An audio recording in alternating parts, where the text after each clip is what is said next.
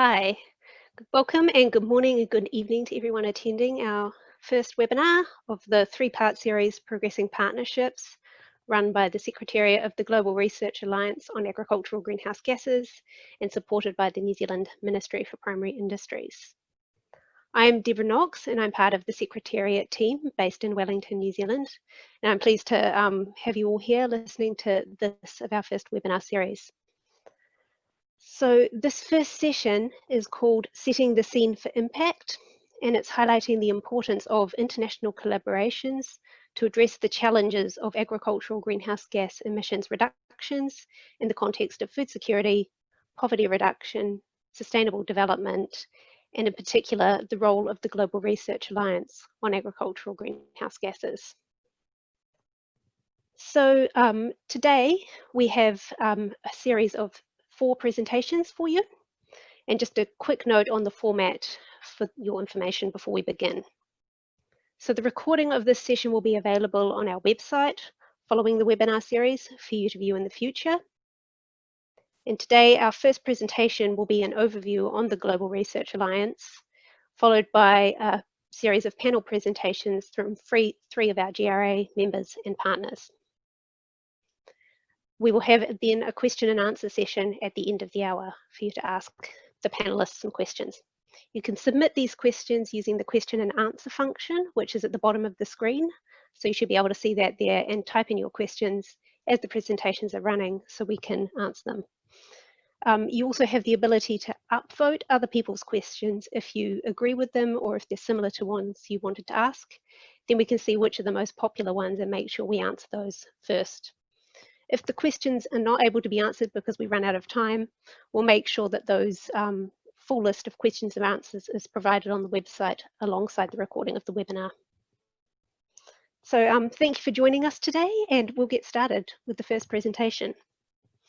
So I'd like to introduce to you Hayden Montgomery, who is the Special Representative for the Global Research Alliance on Agricultural Greenhouse Gases. And he's been working in that role since 2016, from 2013 to 2016. Hayden was New Zealand's ambassador to Argentina, Paraguay and Uruguay. And prior to that, worked extensively on climate change policy, including the establishment of the Global Research Alliance. He's been the lead negotiator for agriculture and forestry for New Zealand with the UNFCCC, and has worked as a special advisor based in Paris. Hayden, if you're able to begin your presentation. Thank you, Deb. Good evening and morning, everybody. Hopefully you can see the first slide of my presentation.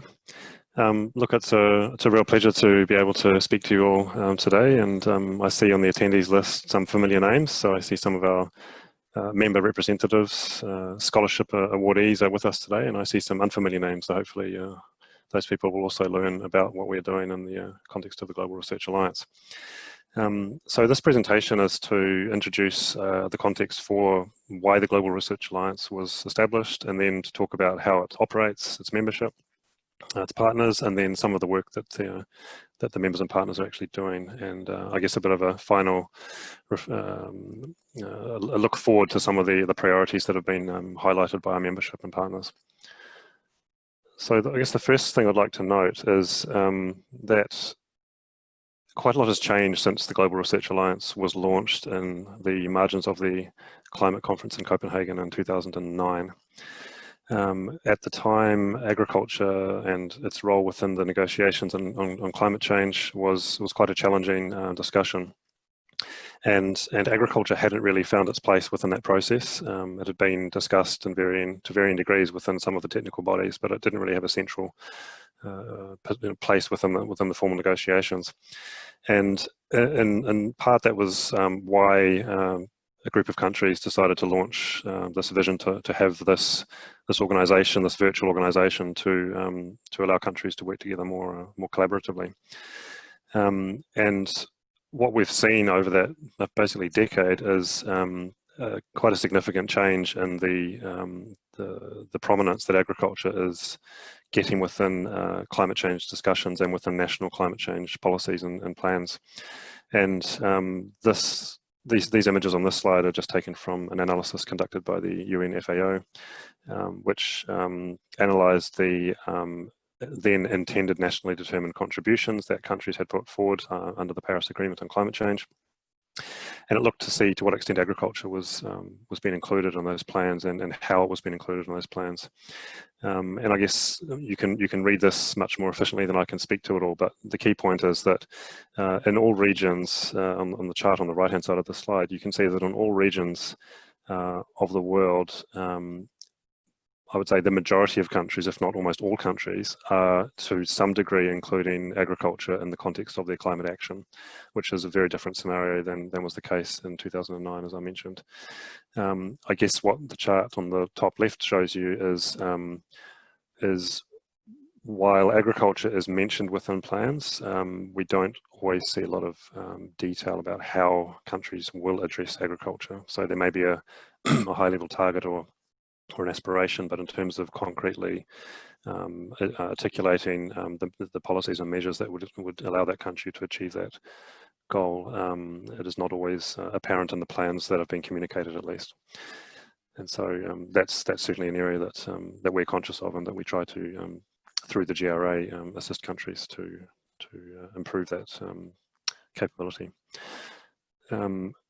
Just now to talk about the context for agriculture, and the key point here is that it's quite different to I guess the other industrial type sources of greenhouse gases from energy and industrial processes, for example. And what we're talking about with agriculture globally is there's hundreds and millions of small emitters, and those small emitters are emitting many different greenhouse gases. And those greenhouse gases are linked to biological systems, so coming with that is an inherent uncertainty and variability. We know more or less that there are in the order of just over half a billion farmers, and almost the vast majority of those are farmers with less than 2 hectares of land. And so that in itself is a significant implementation challenge. How do you reach that many different entities or actors? Then it's also true that while individually these smallholders are responsible for a tiny share of greenhouse gases, in aggregate they are producing a significant and meaningful proportion of agricultural emissions. So we can see that in terms of direct greenhouse gases, it's estimated that almost a third of agricultural emissions are coming from smallholders, those farmers with less than 2 hectares. And also some estimate of land use change emissions that would be attributed to agricultural activities. Obviously there's uncertainty in these numbers, but it gives you a sense of the magnitude.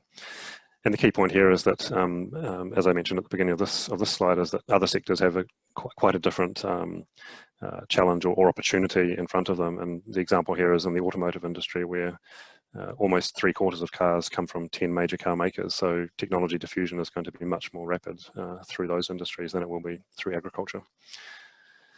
So there are significant challenges, and just to highlight a few of these. There's a scarcity of capability and capacity in many parts of the world, and we know we need to place a lot of effort in building that pipeline of the next generation and the current generation of science leaders. So right back at university, even before university, masters, PhD, postdocs. And for those scientists to be able to do their work, we need research infrastructure. I've mentioned already the variability inherent in biological systems, and it is true that emissions in agriculture vary significantly in time and space. As I mentioned, there are more than just one greenhouse gas. You're talking about nitrous oxide, methane, carbon dioxide, and the data challenges are enormous. And some of the work conducted by GRA and its partners looked at livestock greenhouse gas inventories. So these are the national reports that countries produce that quantify emissions across their economies, and the work that was conducted showed that very few, 5 in the case of this work, 5 of 140 developing countries could routinely capture livestock greenhouse gases in their national inventory. So this is capturing those emissions in a way that reflects the level of productivity and efficiency in those systems. So effectively a tier 2 or higher inventory.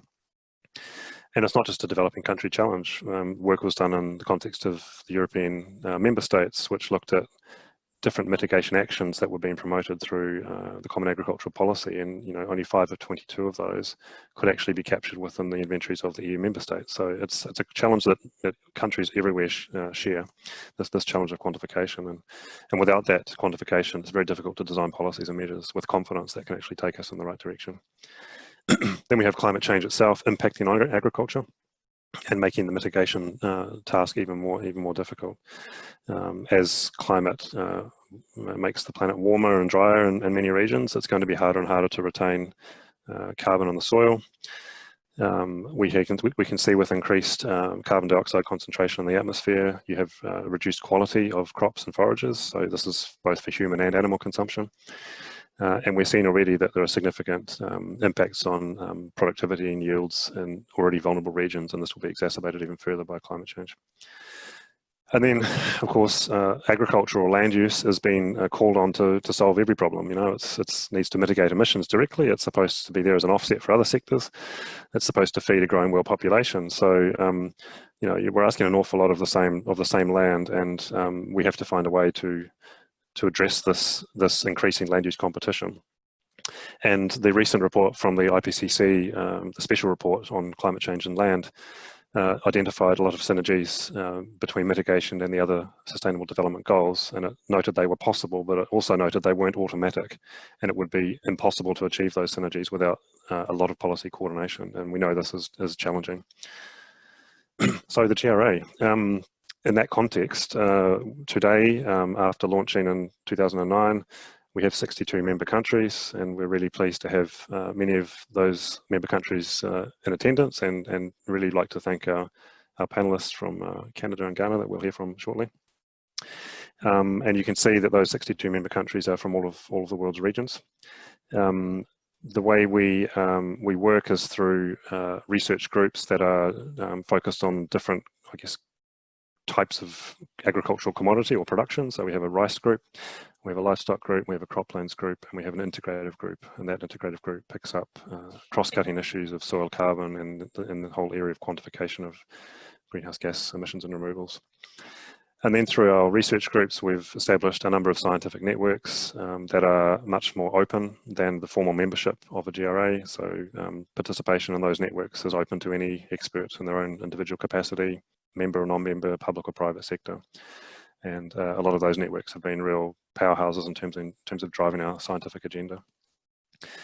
We have a number of partner organisations, which I'll mention shortly. And then as you can see, we have a number of different projects, fellowships, training, workshops, activities, guidelines and manuals, some of which I'll mention during this presentation, and most of which are available on the website. And so, it's an active initiative, and it has catalysed a lot of activity that wouldn't have occurred otherwise. And some years ago, it was estimated that over 3,000 scientists have in some way been involved in activities in support of or directly for the GRA. In terms of the way the leadership of the GRA occurs, we have a council of members that is chaired and vice chaired by member countries. Currently our chair is Indonesia and our vice chair is Australia. And our research groups are chaired by 3 different countries of the GRA, and you can see on this map with livestock, New Zealand, Ireland and the United Kingdom are our chairs. With the croplands group, Spain, Brazil and the United States are our chairs. With rice, we have Uruguay, Japan and Senegal. And in the integrative group, Australia, Canada and France are our chairs. And then you'll see on the box in the middle there the countries that have been chairs of the council during the last almost 10 years. In terms of our partners, many of you will recognise these logos, maybe not all, but really we have a range of different types of partners. Some you'll hear from tonight, Fontagro with Eugenia. Some are regional or international development or research funding agencies. Some are technical bodies in agriculture. Some are UN agencies. Some are initiatives that have, to a varying degree, a crossover with the scope of the GRA's activity. So they might be in one aspect of climate change, or perhaps covering mitigation and climate change, but in a particular region. We have agribusiness, farmers, and we have I wouldn't say it's a partner, but the GRA is an accredited observer of the IPCC process. So that allows the GRA membership to, in itself, nominate authors into the IPCC process, which is really great. And we have a number of organisations that we have started conversations with about becoming formal partners of the GRA.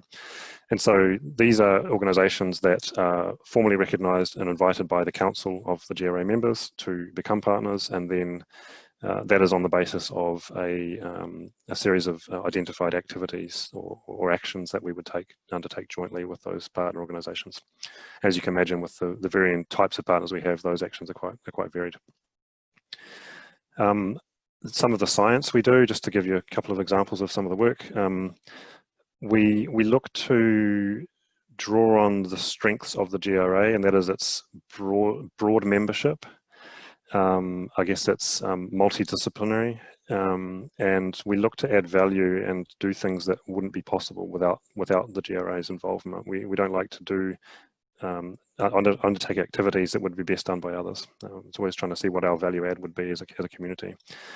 And this is an example of a research project that was conducted a few years ago that was in the livestock area, and it conducted a global census of rumen microbiota, and it was trying to answer a question as to the diversity of the microorganisms present in different ruminants in different parts of the world. And when the research was started, we didn't know the answer. We didn't know how different they were. And thankfully, it has been discovered through this work that actually the main groups of methane producing organisms are present in all ruminants and in all regions. So that gives confidence to quite significant investment taking place in research programs in many of our member countries that should solutions be found for enteric fermentation, it may be possible that they are applicable in all ruminants. So it's an underpinning science initiative of ours that is supportive of more applied research that then gets undertaken.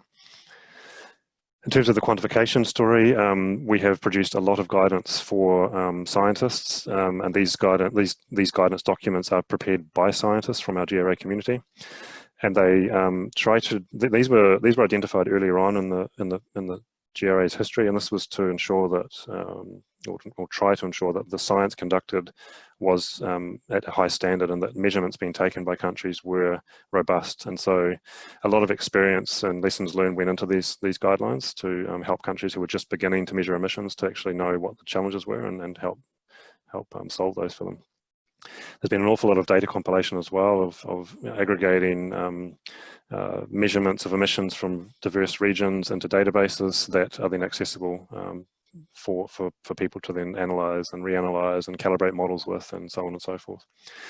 And then in terms of greenhouse gas inventories, we've prepared a lot of guidance manuals to assist countries in how to have sustainable reporting systems with good quality data, not just the emissions measurements, but actually, how many animals, how many crops, what type of fertilizer, where has it been placed, etc. All of that data that's really vital to having confidence in the estimates we're making.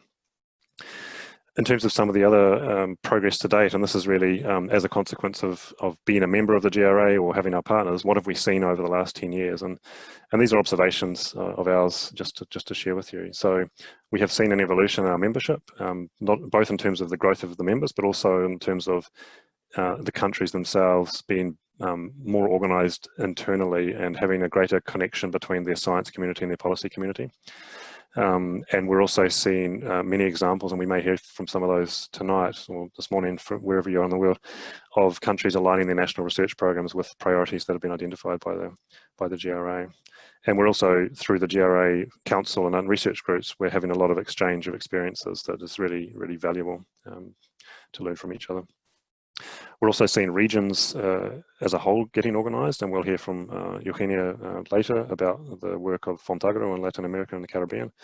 And we're seeing really exciting work in connecting scientists with policymakers, with rural professionals, etc.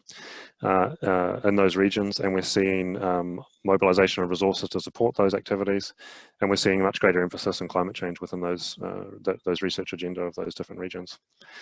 We're working with higher education. We have relatively recently established a partnership with Roof Forum in Africa with more than 100 universities. And we have offered for the first time as the Global Research Alliance a master's level scholarship through Roof Forum's competitive grant system to grow the capability in the region of young scientists coming through those universities, focusing on greenhouse gases and agriculture. We have PhD programs supporting students in developing countries to travel to another country and be based in institutions where there may be access to expertise or equipment that they don't have in their home country. And to date, we've awarded 124 PhD scholarships. I think I've seen some names on the attendees tonight that have gone through that program, and that's one we're really proud of and excited about. And there'll be a number of calls to come, and we have round 3 and round 4 of that program that is waiting for COVID hopefully to calm down, and we can actually have those people travel at some point and undertake that experience. We've organised farmer study tours from diverse countries, small groups of farmer leaders that get together and they exchange experiences about the impacts of climate change on their production, about greenhouse gases and agriculture. We introduce them to scientists. We sometimes had scientists travelling with farmers from the different countries as well, trying to grow that awareness, grow that community of interest, and those leaders returning to their countries and asking their governments, why aren't we doing more on this? Why aren't we researching these things as well? And they become very important actors for change. And then we're seeing mobilisation of resources through developing research calls or consortia. The example on the screen is just from the European research area context, where with colleagues in Europe utilising aeronets and various other mechanisms, we've been able to connect those projects with countries outside Europe, and we've been able to bring those into the GRA community, if you like, and have those projects support our objectives, which is really, really exciting, and there's much more to be done there. And finally, just to talk about the future.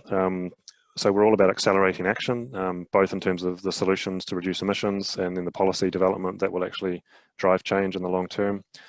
We will continue with our capability building activities. We're going to continue with our awards and scholarships program, and we're going to do a lot more in measurement infrastructure, research activities that generate data where there are gaps currently in many regions of the world, with a view to improving the greenhouse gas inventories of countries so that they have better and more, I guess, transparent and realistic nationally determined contributions or national policies to address climate change and agriculture. And just some observations to close. As I mentioned earlier, there's a significant and growing tension between agriculture's roles and objectives. Is it about nutrition? Is it about mitigation? Is it about livelihoods? It's about all of those, but how do we balance these tensions, which are becoming more difficult, I think, to manage? And expectations of society are growing and quite different in different parts of society.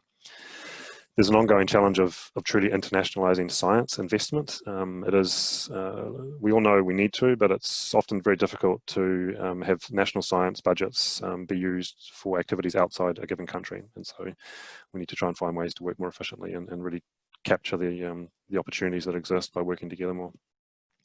I think this is more of a personal reflection, if I could. There's often a lot of talk of we need to transform the food system, and it's all broken, and et cetera. Maybe that's the case, but I think there's a saying, less haste, more speed. Sometimes it might be worthwhile considering what gains can be made within our existing systems, provide the evidence base for action, work with farmers, and maybe we'll move faster as a community if we focus on what we know works today and not just throw everything out.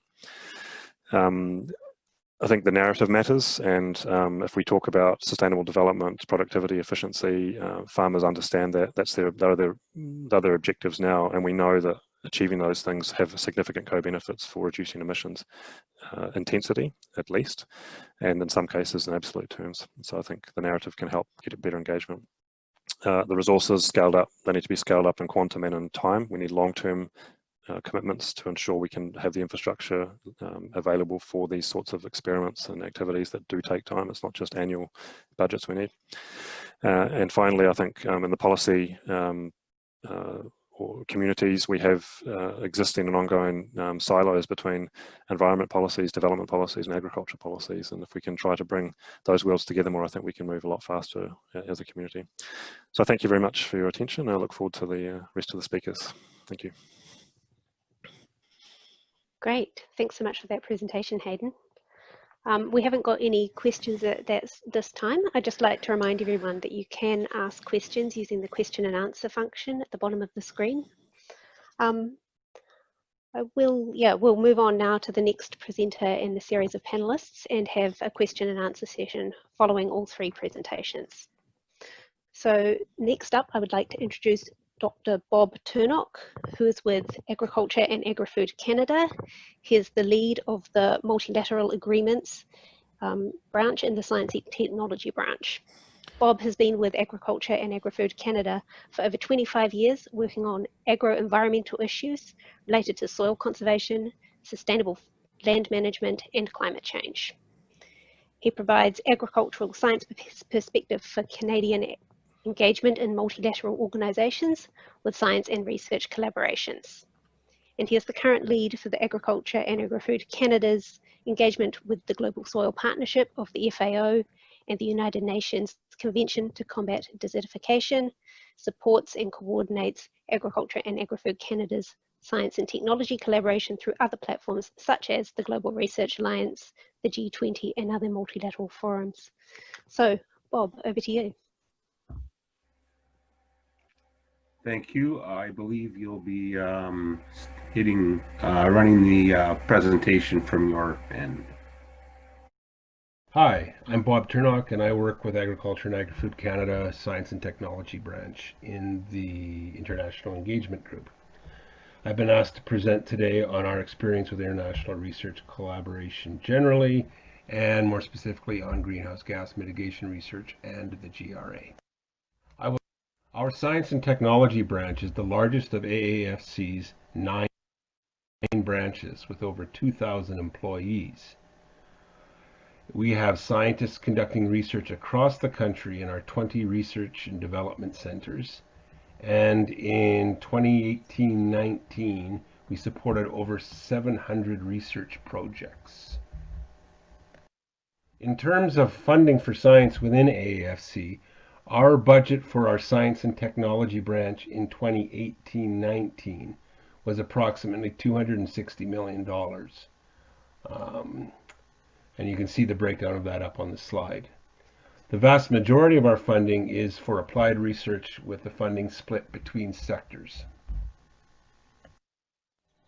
With regard to international partnerships and collaboration, AAFC engages in bilateral and multilateral science cooperation to help build a greater knowledge base, increasing the scientific impact that will result in more expertise and resources to address complex challenges.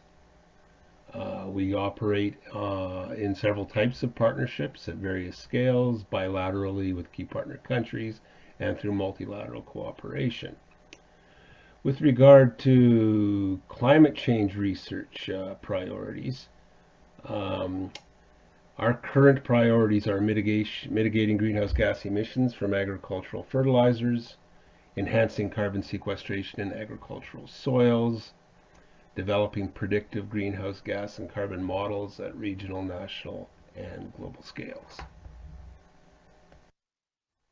Our science collaborations are delivered through numerous mechanisms that include science workshops and knowledge exchanges, and these are done through scientific, ministerial, and management-led missions to other countries.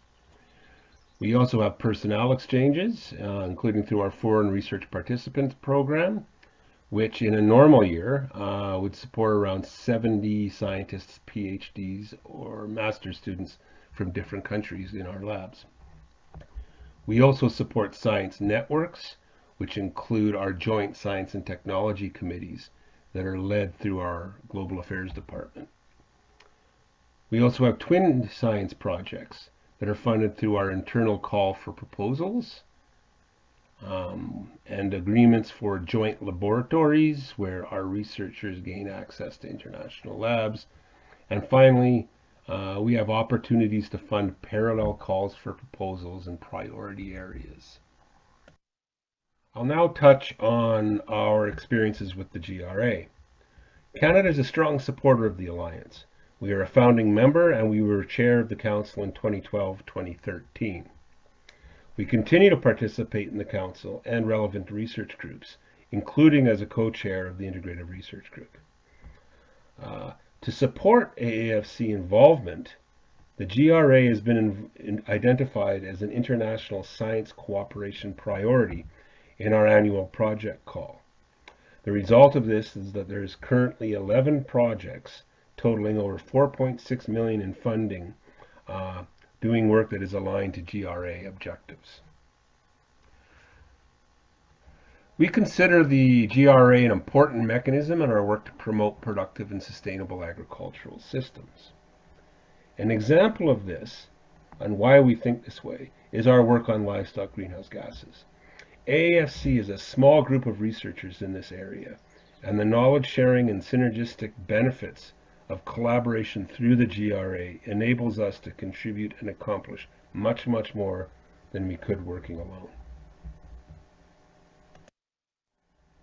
Participation in the GRA has helped advance Canada's agricultural greenhouse gas research in other ways. For example, AAFC developed and funded the Agricultural Greenhouse Gases Program, which supports the research and adoption of beneficial management practices for greenhouse gas mitigation on farm. This is a 5-year, $27 million program.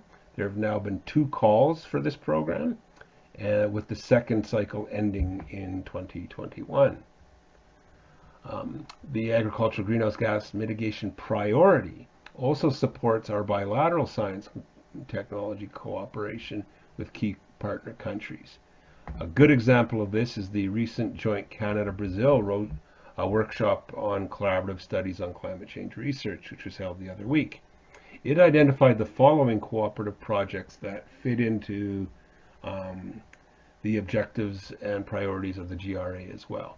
These include projects on enhanced fertilizer efficiency and conservation tillage, influence of ag practices on soil microbiome and greenhouse gas emissions, nitrogen and carbon dynamics, and carbon balance of agricultural production systems.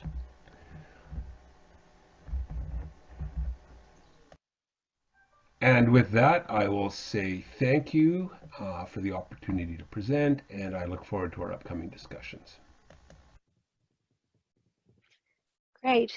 Thanks so much for that presentation, Bob. And as I mentioned, we'll have a chance to ask some questions live following the next 2 presentations. And I see some questions are coming through in the question and answer box at the bottom, so just keep on typing them in and we'll answer as many as possible at the end. So our next presentation is from Dr. Edward Yeboah, who is the Deputy Director and Principal Research Scientist of CSIR Soil Research Institute in Ghana. Ghana was the GRA's first African member country, and it has been influential in helping other countries to join the GRA since they joined right back in the beginning in 2009. And Dr. Edward Yeboah is the GRA Council representative for Ghana, attending our most recent meeting in 2019 in Bali. So, Dr. Edward, if you could begin your presentation.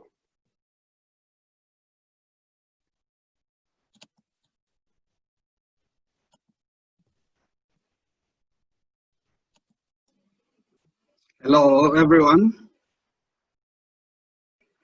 Yes, I am Edward Yeboah, and this month I will be sharing on the international collaboration to address challenges of agricultural greenhouse gas emissions reduction, the case of Ghana as a member of the GRA.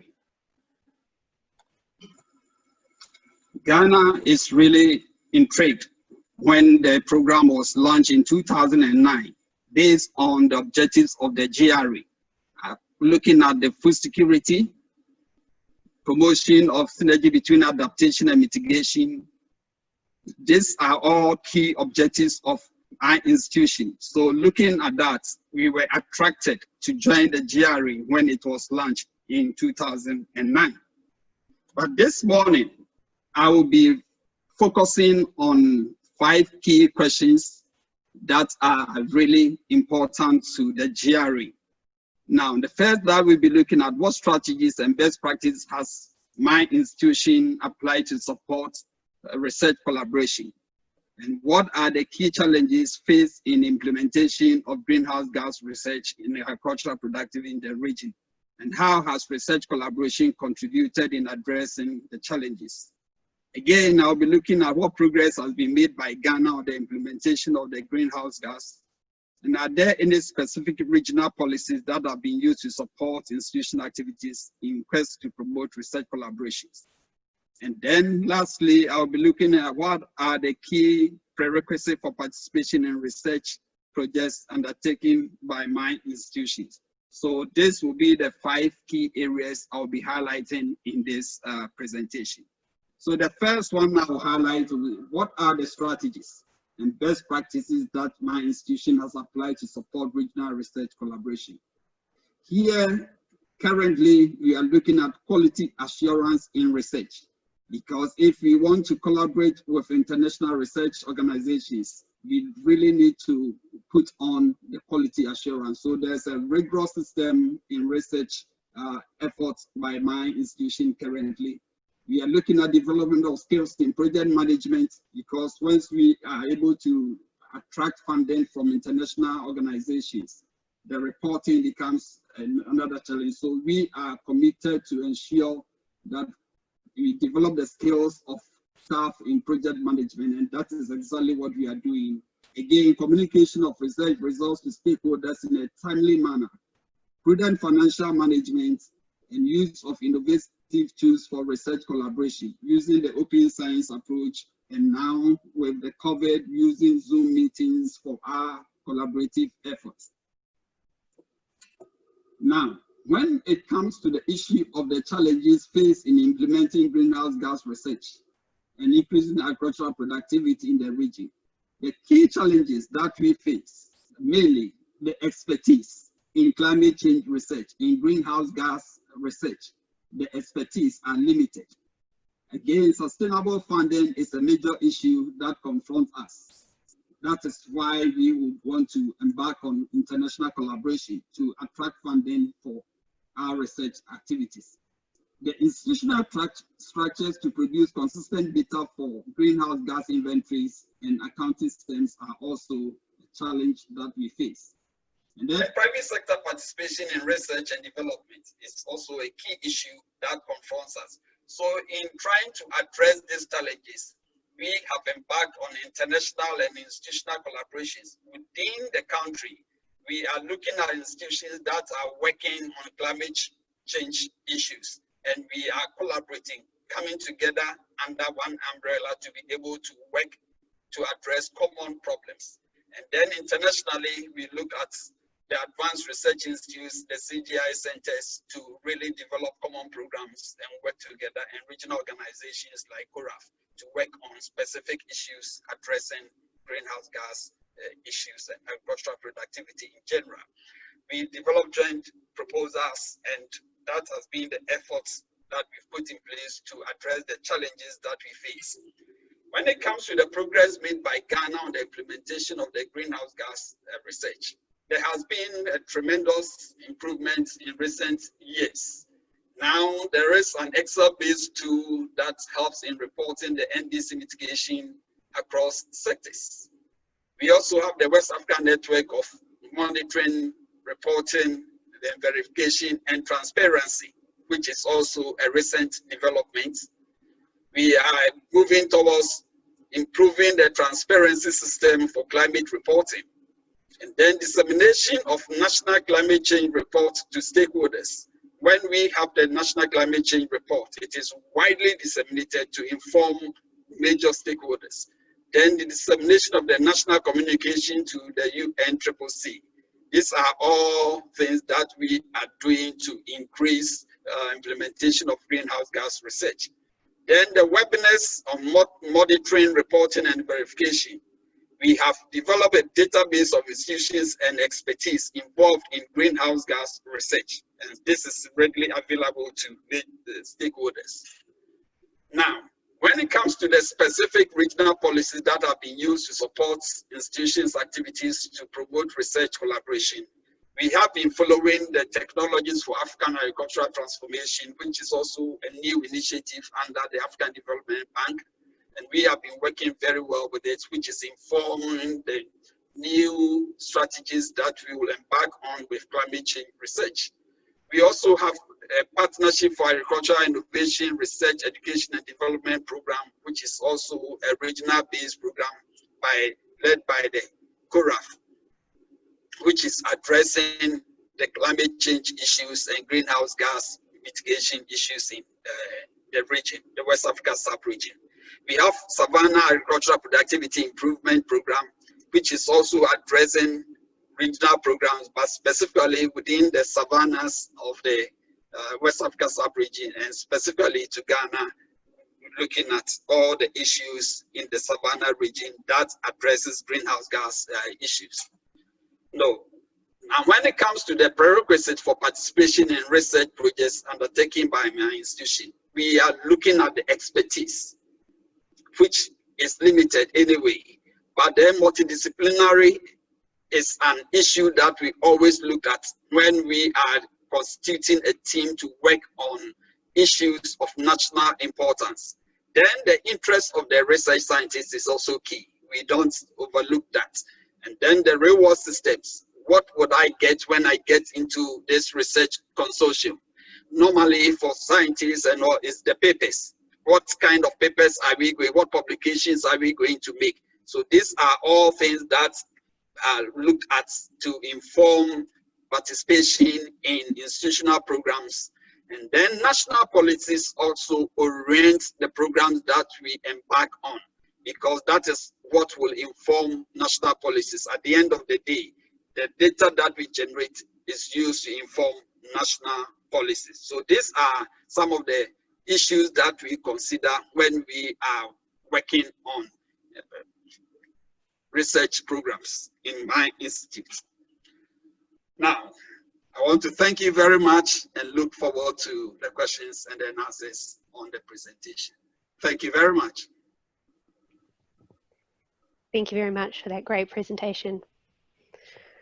We're now going to move on to our last presentation before we have a question and answer session. So I'd like to introduce to you all Dr. Eugenia Sinai, the Executive Secretary of Fontagro, the Regional Fund for Agricultural Technology. Dr. Eugenia Sinai is an agronomist and agricultural scientist with a passion for agriculture, feeding people, and making life better for farmers.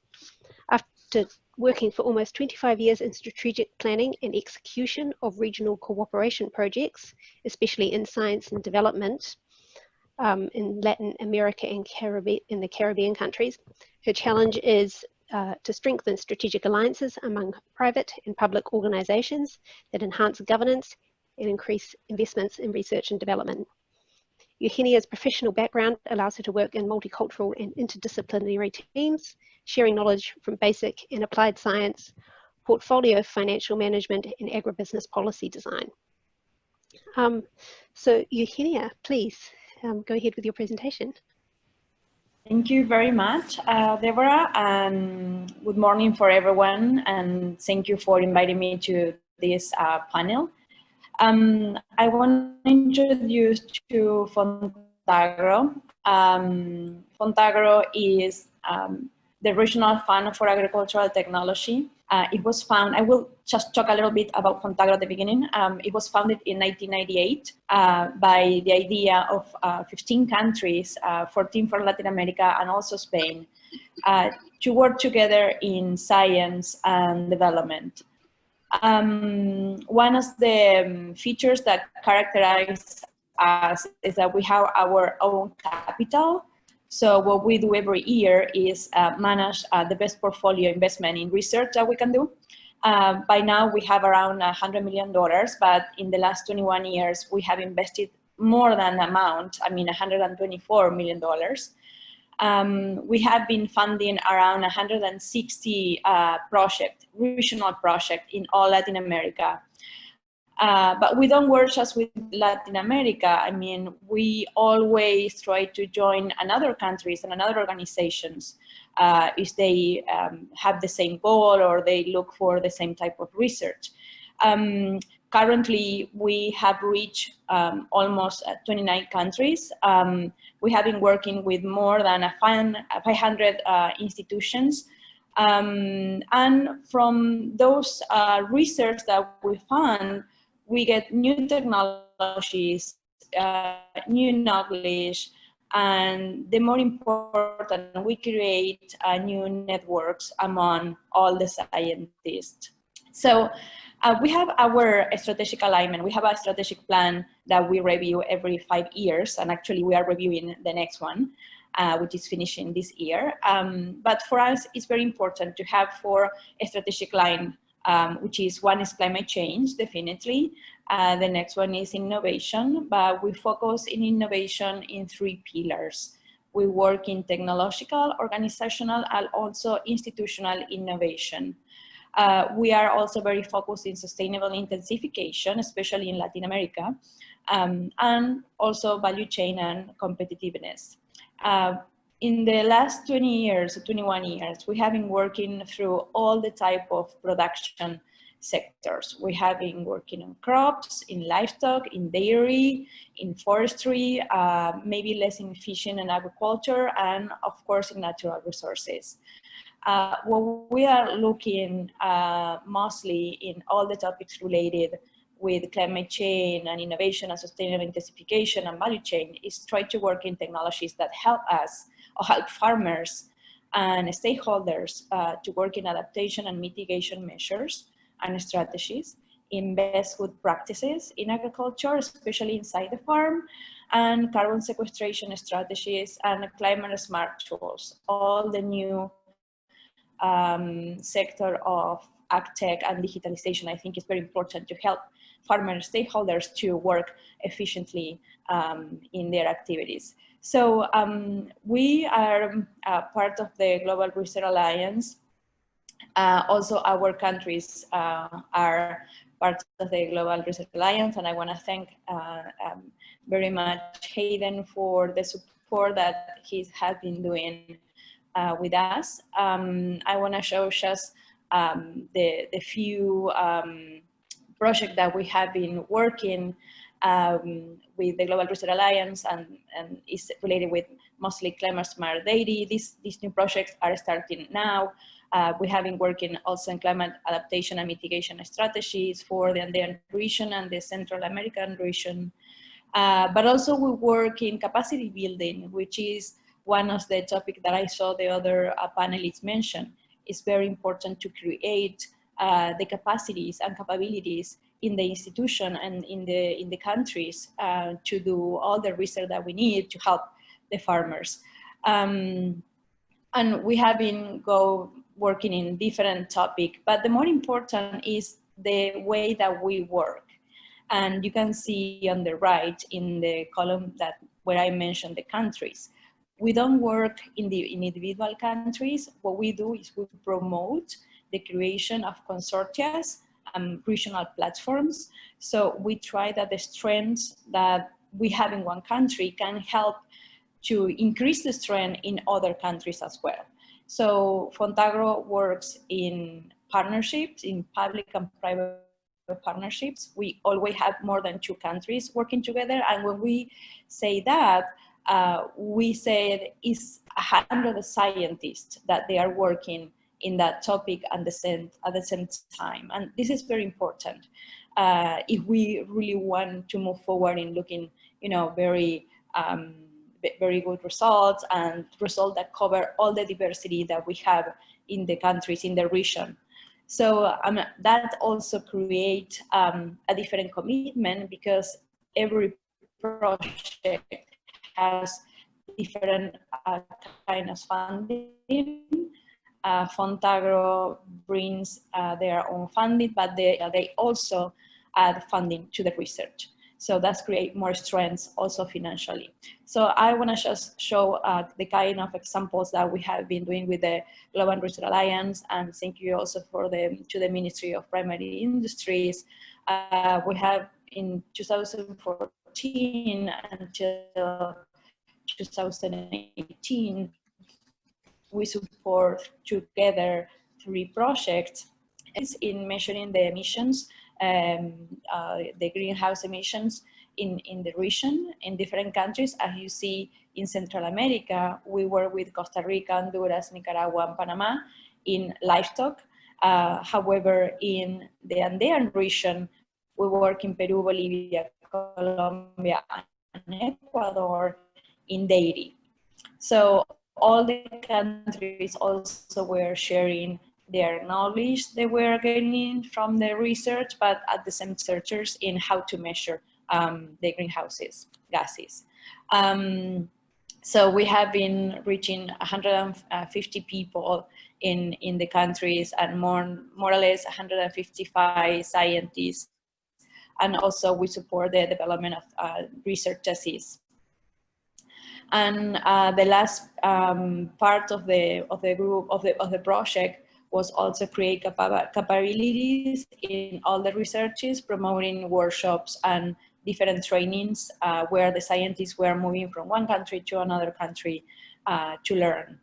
But at the same time, related with climate change, we are working also in other types of projects that are related more with the water management, and I will go a little bit fast on this. It's just to show you the way that we create these platforms and how we create this commitment among the countries and the scientists. And this is another one that is related with rice, which is for us very important because Latin America is a very important producer, and also they consume a lot of rice. So we need to learn how to produce more with less. And this is our focus, and with less emission, of course.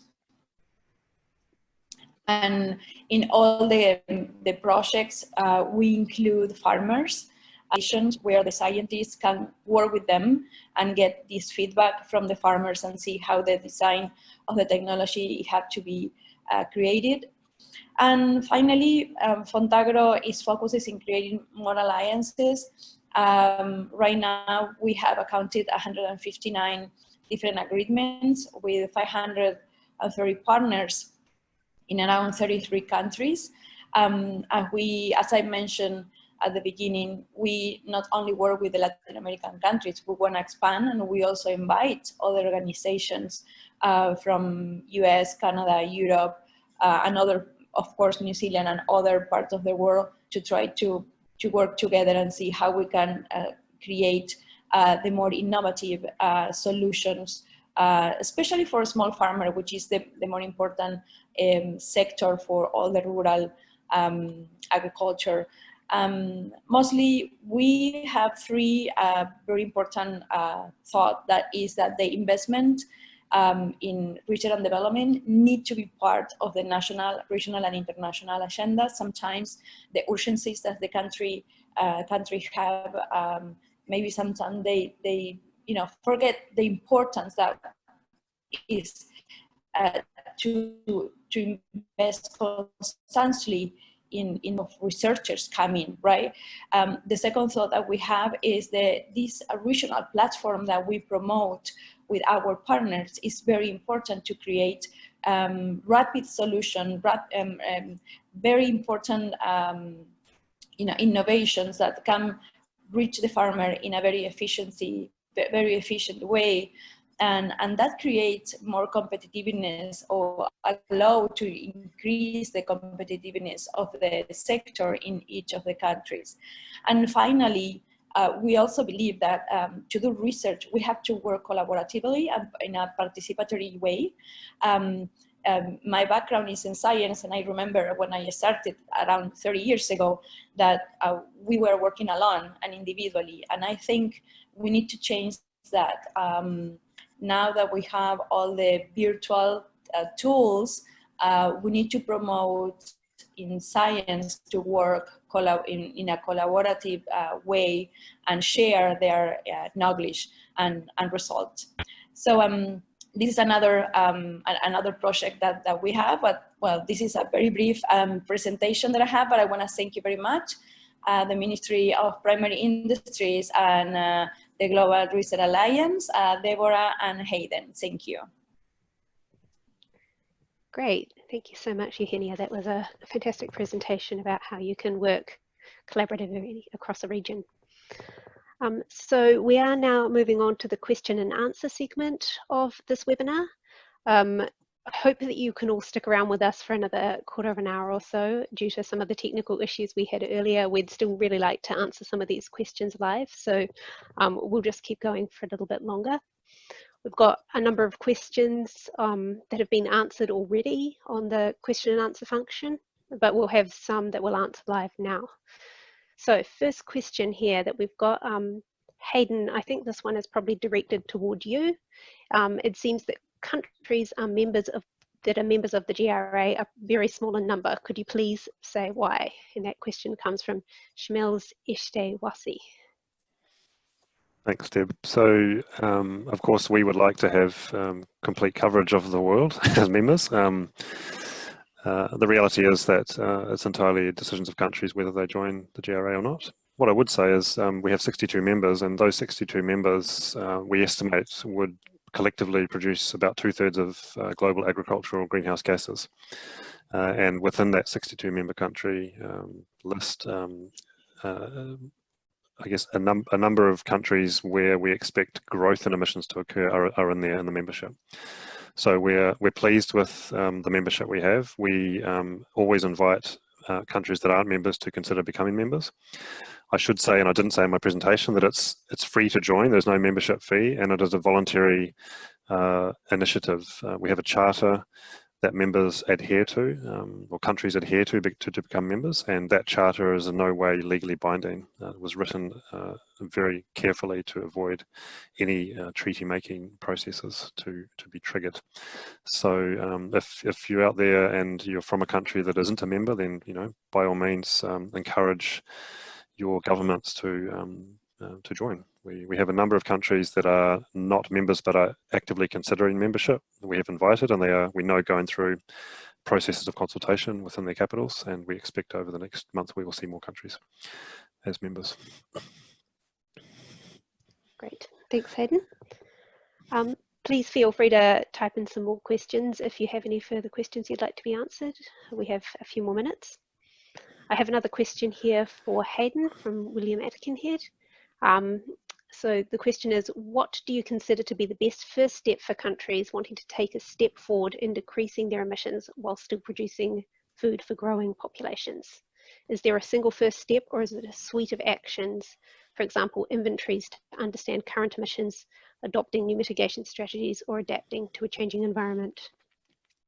Right, that's quite a question, and I'll probably encourage some of my colleagues on the panel to actually have a crack at this too, Bob, if you wish, or Edward. But I guess a quick reaction would be, each country is different, so there'll undoubtedly be a suite of actions, and those actions will differ according to the country's circumstances.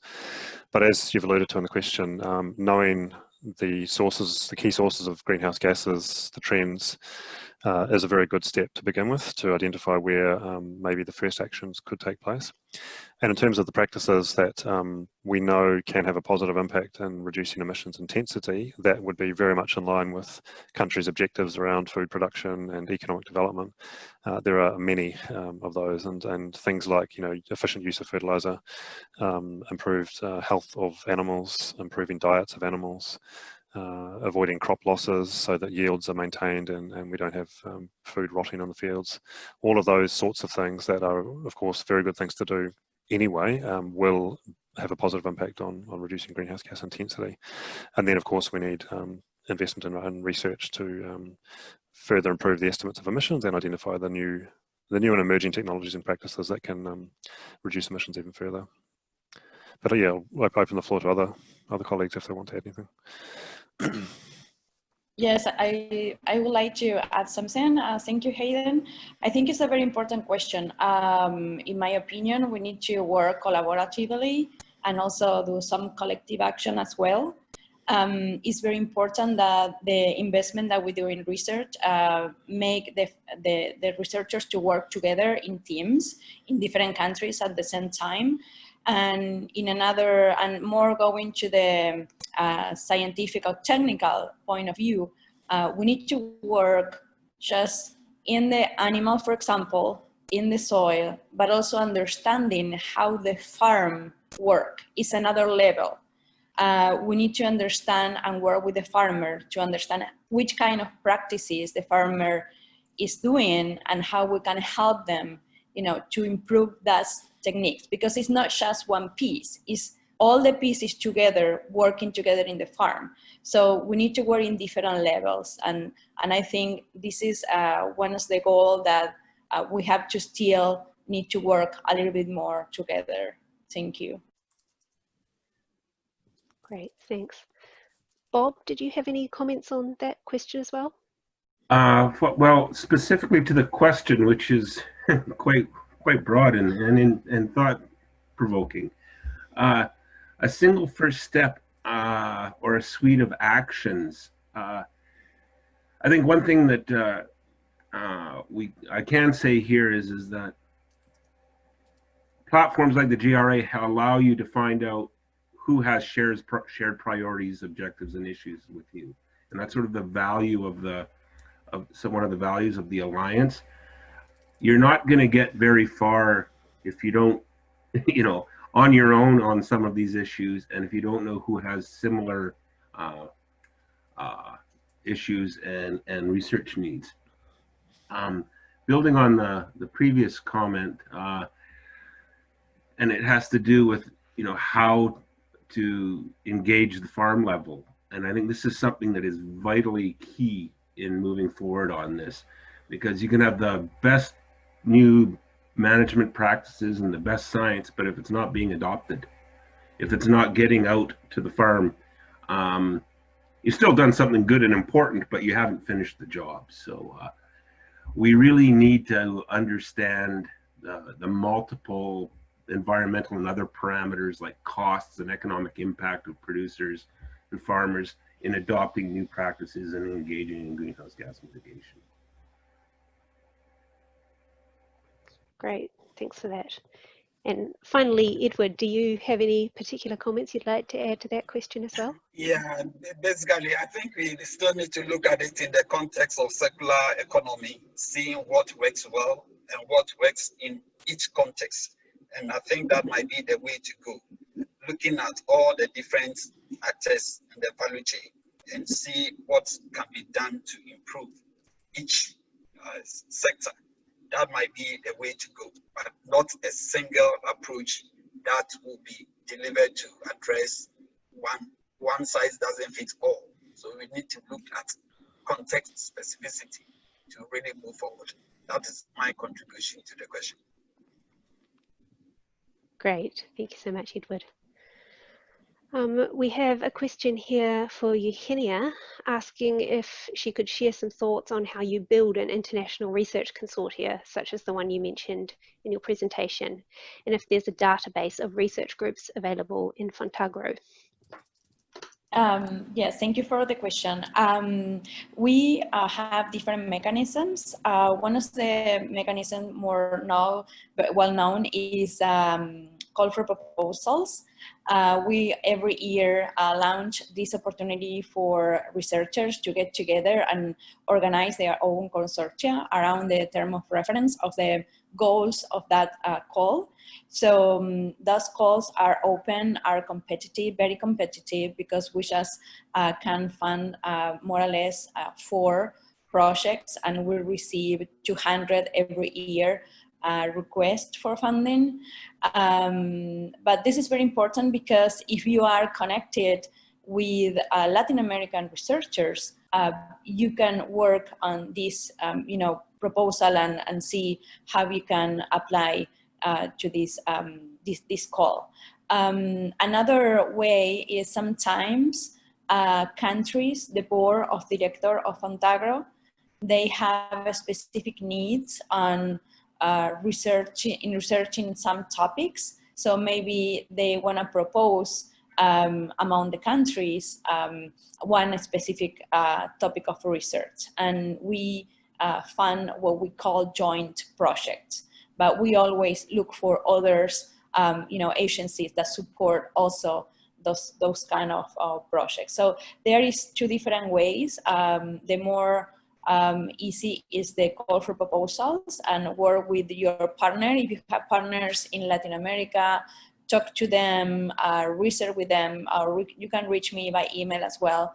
And the second way is more specific and driven by the needs of the countries.